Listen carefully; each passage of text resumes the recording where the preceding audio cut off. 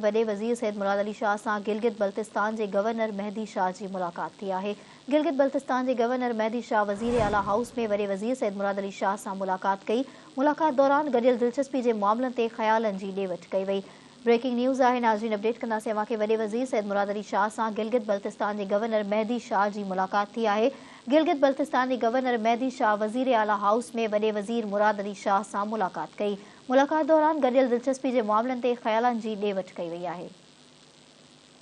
अहम खबर है, नाज़रीन अवां खे अपडेट कंदासीं। वॾे वज़ीर सैयद मुराद अली शाह सां गिलगित बल्तिस्तान के गवर्नर मेहदी शाह की मुलाकात थी है।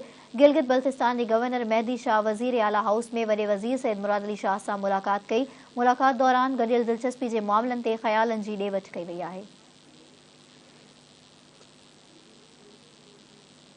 ब्रेकिंग न्यूज़ है, नाज़रीन अवां खे अपडेट कंदासीं। वॾे वज़ीर मुराद अली शाह सां गिलगित बल्तिस्तान के गवर्नर मेहदी शाह मुलाकात कई है। गिलगित बल्तिस्तान के गवर्नर मेहदी शाह वज़ीर आला हाउस में वॾे वज़ीर सैयद मुराद अली शाह सां मुलाकात कई है। इन जा वधीक तफ़सील वठंदासीं। टेलीफोन लाइन ते मौजूद है कराची जो चीफ रिपोर्टर शबीर लाशारी। जी शबीर, छा अपडेट्स आहिनि अवां वटि?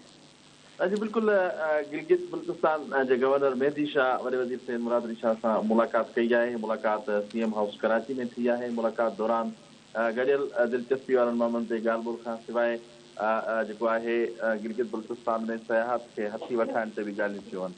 हिकु दफ़ो ॿीहर असां पंहिंजे नाज़रीन खे ॿुधायो त वॾे वज़ीर सैयद मुराद अली शाह सां गिलगित बल्तिस्तान के गवर्नर मेहदी शाह की मुलाकात थी है। मुलाकात दौरान गडियल दिलचस्पी वारनि मामलों से जेको आहे ॻाल्हियूं थियूं आहिनि। जी शबीर, अवां जी वॾी महिरबानी तफ़सील ॾियण लाइ।